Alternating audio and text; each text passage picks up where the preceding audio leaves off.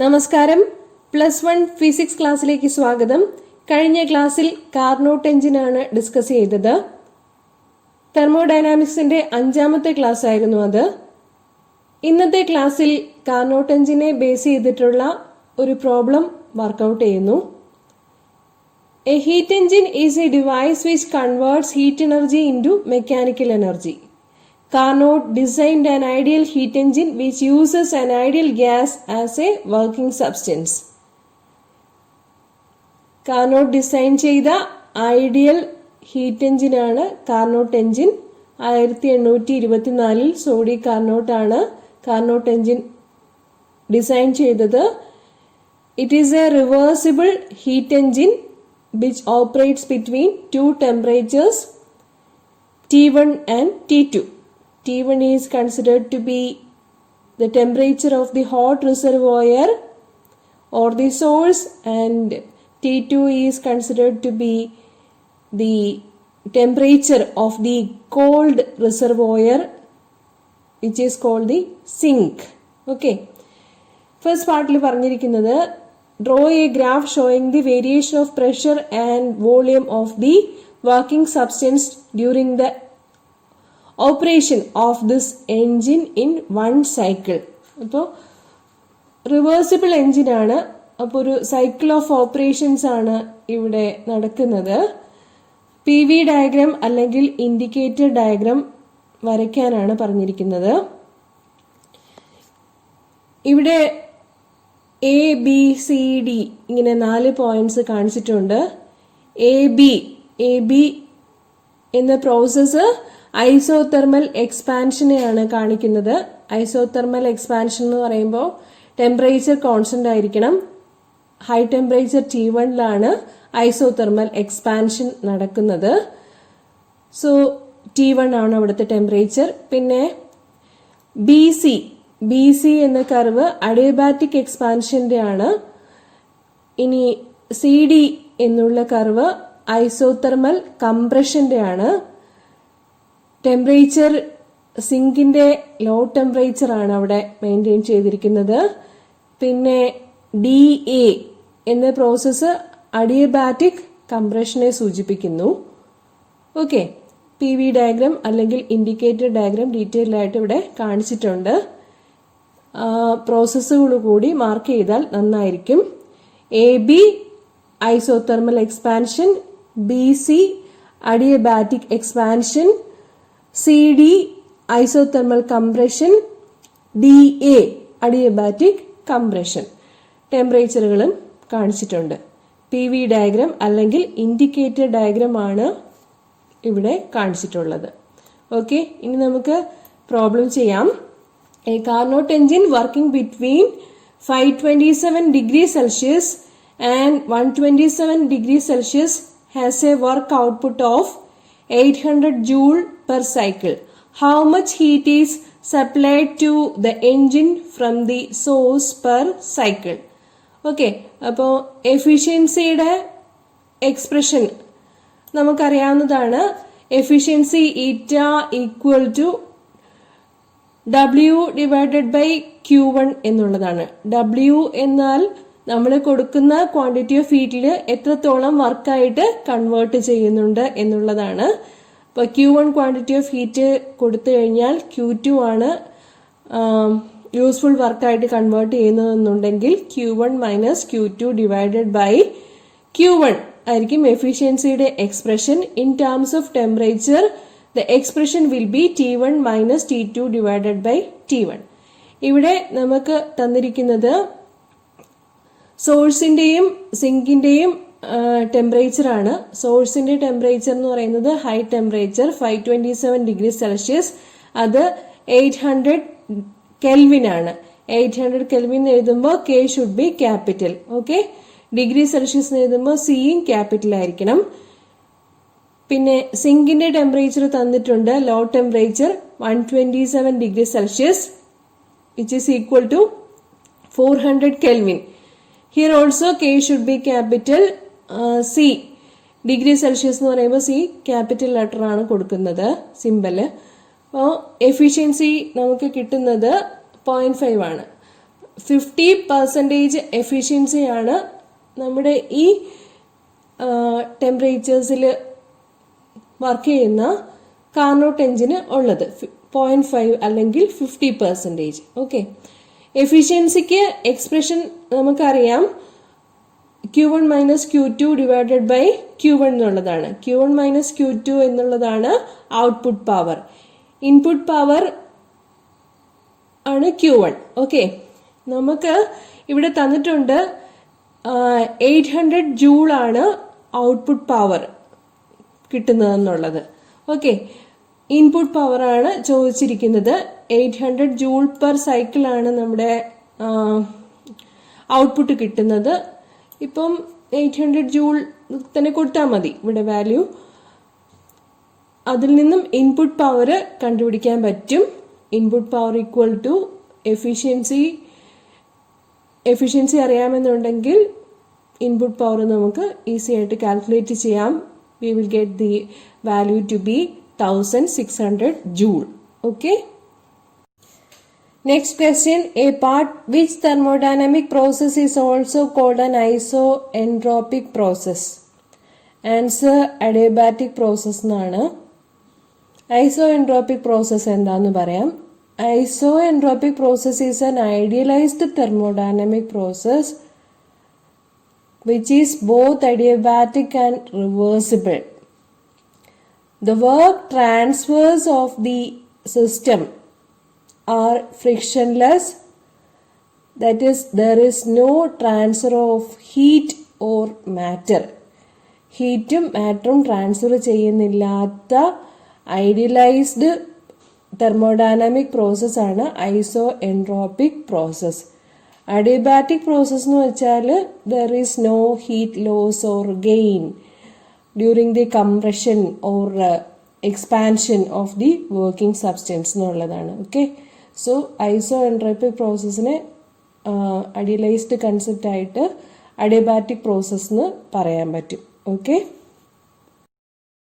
Next is a problem, B part. നോക്കിക്കോളൂ.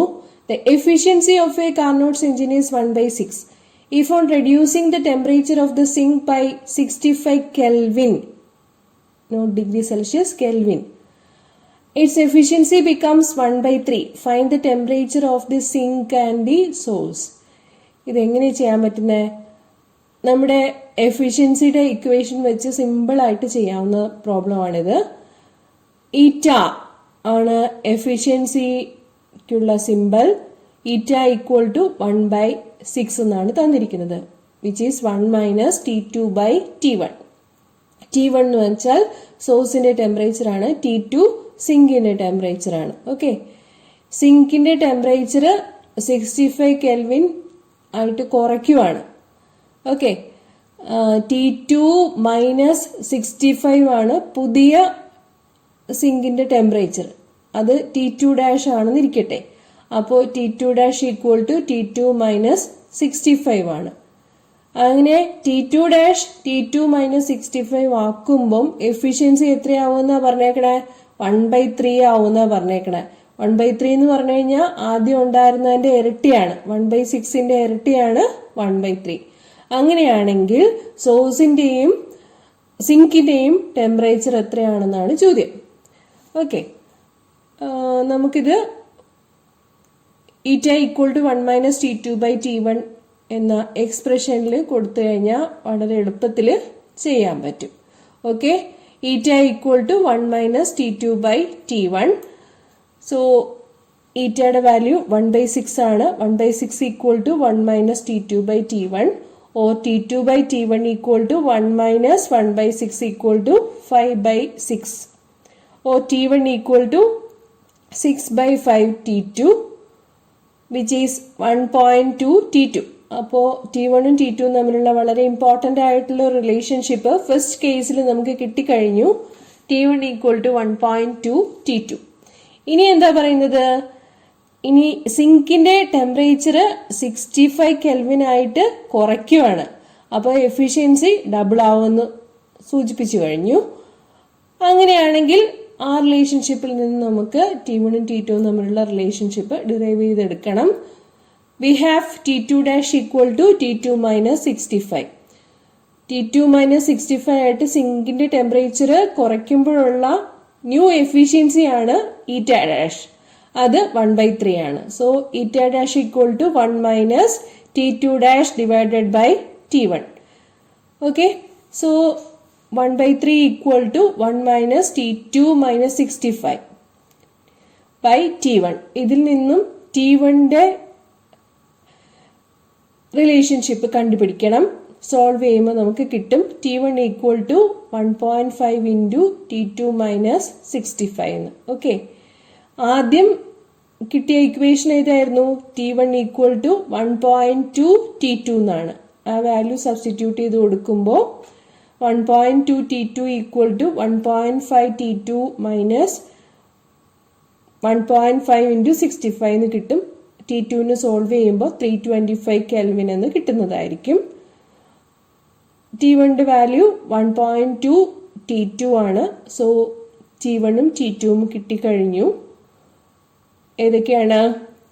T1 390 കെൽവിനും T2 325 കെൽവിനും. Okay, ഇനി third പാർട്ടിലേക്ക് പോകാം. Obtain the expression for the work done during the adiabatic process. Work done during the adiabatic process ഞാനൊരു video ചെയ്തിട്ടുണ്ട്, അതൊന്ന് refer ചെയ്യണം. So അതിനി ഞാനിവിടെ discuss ചെയ്യുന്നില്ല, ലിങ്ക് ഡിസ്ക്രിപ്ഷൻ ബോക്സിൽ കൊടുത്തിരിക്കാം. ഓക്കെ, ഒരു ക്വസ്റ്റ്യൻ കൂടി നോക്കാം. A part, isothermal, isobaric, isochoric and adiabatic processes are some special thermodynamic processes. In which of these processes the work done is maximum when a gas expands from V1 to V2?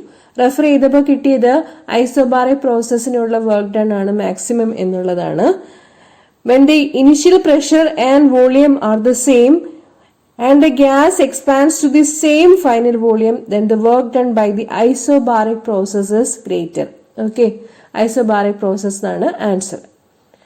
B part, which law of thermodynamics implies that no heat engine can be 100% efficient? ഒരു heat എഞ്ചിനും 100% efficient ആവാൻ പറ്റില്ല എന്ന് പറയുന്നത് second law of thermodynamics ആണ്.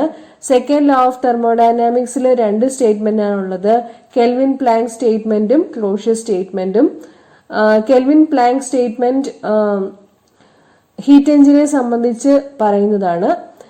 Kelvin Planck statement indicates that a working substance operating in a cycle cannot convert all the extracted heat from the source into mechanical work.